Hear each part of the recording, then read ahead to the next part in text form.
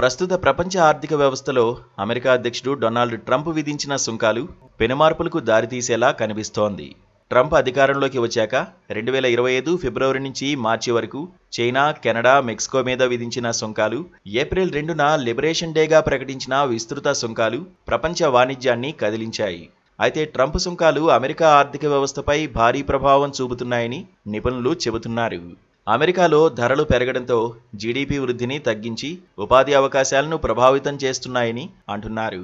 మరోవైపు ప్రపంచ దేశాలు కూడా ట్రంప్ సుంకాలతో తీవ్ర ఇబ్బందులు పడుతూ కొత్త మార్గాలను అన్వేషిస్తున్నాయి. ఇప్పటికే బ్రిక్స్ దేశాలైన Brazil, Russia, India, China, South Africa, Indonesia, Egypt, Ethiopia, Iran, UAE సమ్మిట్లో భారత్, చైనా, రష్యా నేతలు కలిసి ట్రంప్ సుంకాలపై హెచ్చరికలు జారీ చేశారు. తాజాగా Putin, Kim Jong Un, Jinping ఐక్యత చూపడం అమెరికాను మరింత ఒత్తిడికి గురిచేస్తోంది. ఈ సంఘటనలు ప్రపంచ రాజకీయాలు, ఆర్థికాల్లో భారీ మార్పులకు దారితీసేలా ఉన్నాయని స్పష్టంగా కనిపిస్తున్నాయి. ముఖ్యంగా ట్రంప్ సుంకాలు అమెరికా ఆర్థిక వ్యవస్థపై తీవ్ర ప్రభావం చూపుతున్నాయి. టాక్స్ ఫౌండేషన్ అంచనాల ప్రకారం 2025లో ఈ సుంకాలు ప్రతి అమెరికన్ కుటుంబానికి సగటుగా $1,300 అంటే సుమారు 1.08 లక్షల రూపాయల అదనపు భారాన్ని మోపుతున్నట్లు కనిపిస్తోంది.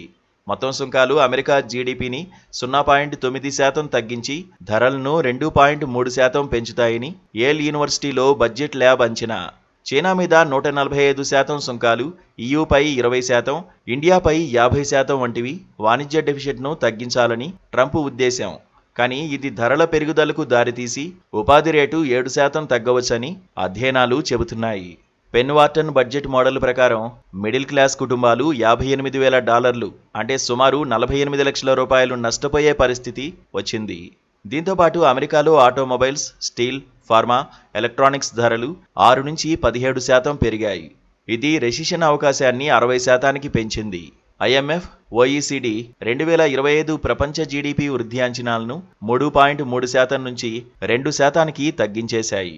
ఇటు బ్రిక్స్ సమ్మిట్లో భారత్, చైనా, రష్యా ఐక్యత చూపడం ట్రంప్ సుంకాలకు వ్యతిరేకంగా పెద్ద సందేశంగా నిపుణులు భావిస్తున్నారు. బ్రిక్స్ సమ్మిట్లో మోదీ, షీ జిన్పింగ్, పుతిన్ కలిసి గ్లోబల్ సౌత్ సహకారాన్ని ప్రోత్సహించారు. సమ్మిట్ డిక్లరేషన్లో యునైలాటరల్ టారిఫ్స్ ను విమర్శించి డబ్ల్యూటీఓ సంస్కరణలు, డే డాలరైజేషన్ పైన చర్చలు జరిగాయి. ఇండోనేషియా అయితే మెంబర్గా చేరడం, 13 దేశాలు పార్ట్నర్గా చేరడం బ్రిక్స్ బలాన్ని పెంచింది. ట్రంప్ బ్రిక్స్ ను యాంటీ అమెరికన్గా పిలిచి 10% అదనపు సుంకాలు విధిస్తానని హెచ్చరించారు. ఈ సమ్మిట్ ఎస్సీఓ సమ్మిట్తో కలిపి చైనా, రష్యా, ఇండియా ఐక్యతను ప్రదర్శించింది. Putin, Kim, Jinping China military పెరేడ్లో పాల్గొని అమెరికాకు వ్యతిరేకంగా సందేశమిచ్చారు. ఈ సంఘటనలు అనేక పరిణామాలకు దారితీసేలా కనిపిస్తోంది. మొదట అమెరికా, చైనా ట్రేడ్ వార్ మరింత తీవ్రమవుతుంది. చైనా 125% రెటాలియేటరీ సుంకాలు విధించి బ్రిక్స్లో డాలర్ ఆల్టర్నేటివ్లను ప్రోత్సహిస్తోంది. ఇది అమెరికా జీడీపీని 0.16% తగ్గించవచ్చు. కానీ చైనా జీడీపీని 0.07% తగ్గిస్తుంది. ట్రంప్పై జియోపొలిటికల్ పరిస్థితులు మరింత క్లిష్టమయ్యేలా ఉన్నాయి.